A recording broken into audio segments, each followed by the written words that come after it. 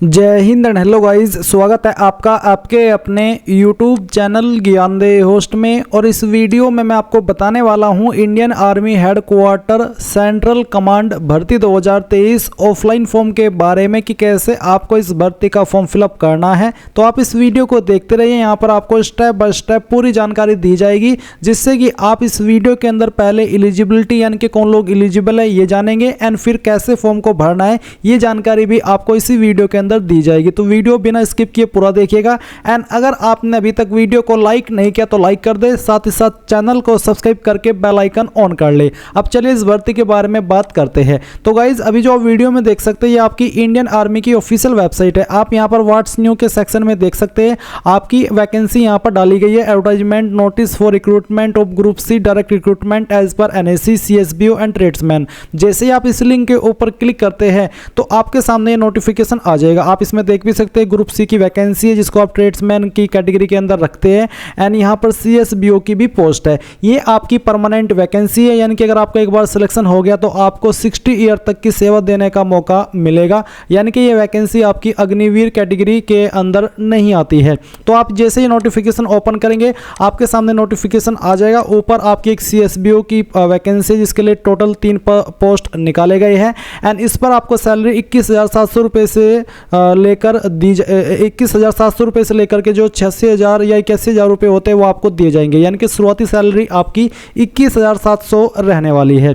इसके बाद में इस पर अप्लाई करने के लिए आपसे 10वीं पास की योग्यता, साथ ही proficiency in handling private board exchange ये आपको आनी चाहिए। और इंग्लिश और हिंदी लैंग्वेज आपको अच्छे से लिखनी और बोलनी आनी चाहिए। इसके बाद में गाइज आप यहाँ पर नीचे आएंगे इसी नोटिफिकेशन में तो आपको यहाँ पर दूसरा जो एडवर्टाइजमेंट है वो देखने को मिलेगा, जो कि आप देख सकते हैं headquarter central command signal branch Lucknow. यानी कि इसमें आपकी पोस्टिंग लखनऊ के अंदर की जाएगी। यही आपकी ग्रुप सी की पोस्ट है जिसको आप ट्रेड्समैन भी कह सकते हैं। इसमें आपकी कुक, सफाई वाला, मैसेंजर, वाशरमैन, चौकीदार, इन सभी पोस्ट के लिए वैकेंसी निकाली गई। आप देख सकते हैं यहाँ पर ग्रुप सी की वैकेंसी है और कौन सी पोस्ट के लिए कितने पद है वो आप देख सकते हैं। अगर आपकी कैटेगरी में वैकेंसी नहीं है तो आप यहाँ पर जनरल में अप्लाई कर सकते हैं।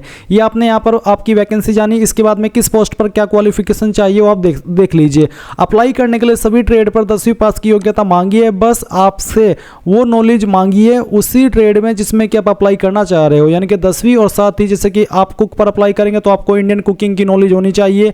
अगर आप मैसेंजर पर अप्लाई करेंगे तो यहाँ पर जो कन्वर्सेंट आपकी जो ड्यूटीज़ होती है मैसेंजर की वो आपको अच्छे से आनी चाहिए। चौकीदार की पोस्ट पर अप्लाई करेंगे तो यहाँ पर सिंपली जो चौकीदार के काम होते हैं वो आपको आने चाहिए। अगर आपके पास एक्सपीरियंस है तब भी आप अप्लाई कर सकते हैं, नहीं भी है तो आप तब भी अप्लाई कर सकते हैं। एज आपकी 18 से 25 साल रखी गई है जनरल कैटेगरी कैंडिडेट के लिए, क्योंकि यहाँ पर गवर्नमेंट रूल्स के अकॉर्डिंग SC ST कैंडिडेट को 5 साल की और OBC को 3 साल की छूट एज के अंदर दी जाएगी।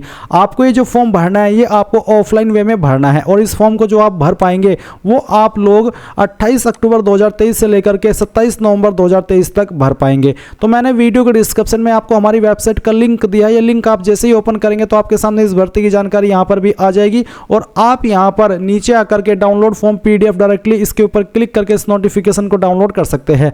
अब मैं आपको बताऊंगा कि अगर आप इसमें एलिजिबल है तो आपको कैसे फॉर्म को भरना है। तो गाइज अगर आपको ग्रुप सी यानी कि ट्रेड्समैन की पोस्ट पर अप्लाई करना है तो आपको इस ऑफिशियल नोटिफिकेशन को ओपन करने के बाद में पेज नंबर 10 पर आना है। और पेज नंबर 10 और साथ ही आपका जो पेज नंबर 11 है, इसके अलावा पेज नंबर 12 है, ये आपको यहाँ पर प्रिंट कराना है। और साथ ही साथ पेज नंबर 13 भी आपको प्रिंट कराना होगा। और यहाँ पर जो ये डिक्लेरेशन है पेज नंबर 14 पर, ये अगर आप OBC कैंडिडेट है तब आपको प्रिंट कराना है। तो ये सभी आपने प्रिंट करा लिए। अब आपको यहाँ पर इन पे कहाँ पर क्या जानकारी भरनी है वो समझ लेना है। तो सबसे पहले आप यहाँ पर देखेंगे रेफरल न्यूज़पेपर। तो इसमें आपको क्या लिखना है, इसमें आपको लिखना है, मैं आपको दिखाता हूँ, अक्टूबर 28 - नवंबर 2023। ऐसा ही जैसे कि यहाँ पर आप देख सकते हैं वीडियो में, सेम यहाँ पर आपको इसमें लिखना है। डेटेड में आप 28 अक्टूबर 2023 लिखेंगे और यहाँ पर आपको आपका रिसेंट पासपोर्ट साइज फोटो चिपकाना है। फिर आपको यहाँ पर नीचे देखने को मिलेगा आपका फर्स्ट पॉइंट फुल नेम, आपको पूरा नाम अंग्रेजी के बड़े अक्षरों के अंदर लिखना है 10th के सर्टिफिकेट के अकॉर्डिंग। 2 पॉइंट में आपका फादर नेम लिखेंगे। अगर आपकी शादी हो चुकी है तो आपको आपके पति का नाम देना होगा। तीसरे पॉइंट में आपको डेट ऑफ बर्थ लिखनी है, ये भी आप 10th के सर्टिफिकेट के अकॉर्डिंग लिखेंगे। 4 पॉइंट में आपको यहाँ पर बताना है कि आपकी उम्र 27 नवंबर 2023 तक कितने साल, कितने महीने और कितने दिन की हो जाती है। तो आपको 4 पॉइंट में एज ऑन के नीचे यहाँ पर 27 नवंबर 2023 लिखना है और फिर आपको कैलकुलेट कर लेनी है। अपनी एज और यहाँ पर ईयर के सामने ईयर, मंथ के सामने मंथ और डे के सामने डे लिख देने हैं। 5 पॉइंट है आपकी कैटेगरी का, तो जो भी आपकी कैटेगरी है जैसे कि जनरल, ओबीसी, एससी एसटी, वो आप यहाँ पर लिख दीजिए। अगर आप एससी एसटी ओबीसी है तो आपको यहाँ पर कास्ट सर्टिफिकेट की फोटोकॉपी इस फॉर्म के साथ अटैच करनी है। इसके बाद में category of post for which applied, आप कौन सी पोस्ट के लिए अप्लाई कर रहे हैं, तो आपको यहाँ पर पोस्ट अप्लाइड लिखना है और कैटेगरी अप्लाइड, किस कैटेगरी में आप अप्लाई कर रहे हैं। अगर आपकी कैटेगरी में वैकेंसी नहीं है तो आप यहाँ पर जनरल यानी कि यूआर में अप्लाई कर सकते हैं। तो पहले लिखे पोस्ट, जिस पोस्ट पर आपने अप्लाई किया है, और नीचे किस कैटेगरी में किया है वो आपको लिखना है। 7 पॉइंट है कि अगर आप एक्स सर्विसमैन है या फिर गवर्नमेंट सर्वेंट है तो आप यहाँ पर 7 पॉइंट भरेंगे, नहीं तो आपको एक खाली छोड़ना है। इसके बाद 8 पॉइंट है नेशनलिटी का, तो आपको INDIAN यानी कि इंडियन लिखना है 9 पॉइंट में, और 10 पॉइंट में जो भी आपका रिलीजन है, हिंदू, मुस्लिम, सिख, ईसाई, बौद्ध, जैन, वो आप यहाँ पर लिख देंगे। 11 पॉइंट में आपको आपका प्रेजेंट एड्रेस लिखना है अंग्रेजी के बड़े अक्षरों में ही, और फिर बी पॉइंट में 11 के आपको आपका परमानेंट एड्रेस लिखना है। अगर आपका परमानेंट और प्रेजेंट एड्रेस एक ही है, दोनों सेम है, तो जो एड्रेस आपने 11 के ए में भरा है वही आप बी में भर दीजिएगा।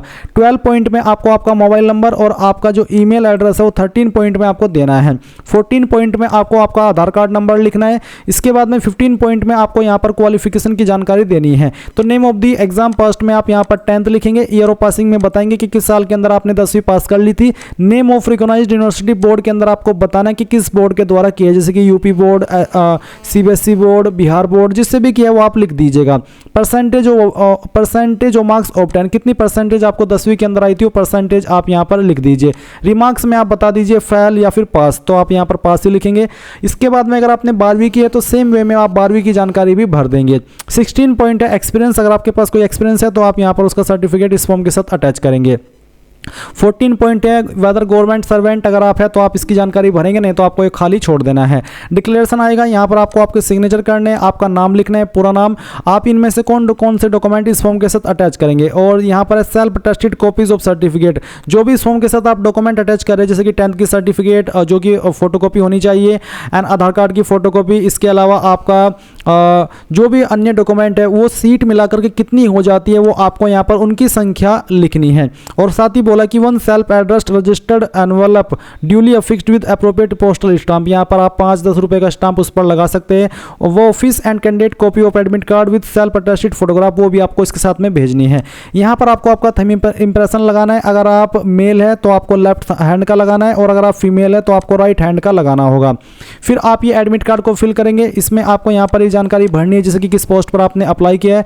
नीचे यहाँ पर ये जो जानकारी है 6-7 की, ये आपको नहीं भरनी है। इसके बाद आप आइए, admit card copy, index number, ये कैंडिडेट कॉपी है, ये आपकी ऑफिस कॉपी है, ये भी आपको ही भरनी है। यहाँ तक कि इसमें आपको 6-7 खाली छोड़ देना है। इसके बाद में नीचे आएंगे, अगर आप ओबीसी कैंडिडेट है तो आप इसको भरेंगे, या फिर जो आपका ओबीसी का सर्टिफिकेट है वो आप इस फॉर्म के साथ अटैच करते हैं, फिर कर सकते हैं। और आपको ये वैसे भरना ही होगा। यहाँ पर आपको आपका नाम लिखना होगा, सन, डॉटर, वाइफ ऑफ, यहाँ पर आपको आपके पिता का नाम देना है, रेसिडेंस कहाँ के निवासी और village, town, city, district, state, और इसके बाद में आपकी कम्युनिटी कौन सी है वो आप यहाँ पर लिखेंगे। बेसिकली ओबीसी है तो आप ओबीसी लिख देंगे, फिर place, date, signature of candidate, और यहाँ पर आपका नाम। तो ये आपको इस फॉर्म के साथ अटैच करना है। एंड यहाँ पर गाइज इस फॉर्म के साथ जो अटैच करने की डॉक्यूमेंट की लिस्ट है वो मैं आपको एक बार हमारी वेबसाइट पर दिखा देता हूँ। ये आपके यहाँ पर लिस्ट है, इनमें से जो डॉक्यूमेंट आपके ऊपर लागू है वही आपको इसमें अटैच करना है। अटैच करने के बाद में आपको एक लिफाफा लेना है और अलग से एक लिफाफा भी भेजना है, जो कि मैंने आपको अभी बताया भी। एंड आपको ये जो भेजना है ये आपको इस एड्रेस के ऊपर भेजना होगा, हेडक्वार्टर्स मध्य प्रदेश, मध्य भारत एरिया सिग्नल्स, पिन, इस वाले एड्रेस पर आपको भेजना है। और आपको लिफाफे के ऊपर एक लाइन लिखनी है, application for the post of, और फिर पोस्ट ऑफ के बाद में जिस पोस्ट पर आपने अप्लाई किया है वो, और कैटेगरी लिखने के बाद में उस कैटेगरी का नाम जिस कैटेगरी में आपने अप्लाई किया है।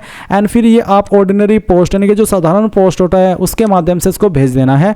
27 नवंबर 2023 से पहले पहुंच जाना चाहिए। तो यहाँ पर गाइज आपने पूरी जानकारी जान ली इस भर्ती की। कोई सवाल डाउट हो तो कमेंट के माध्यम से पूछ लीजिएगा। Thanks for watching. जय हिंद।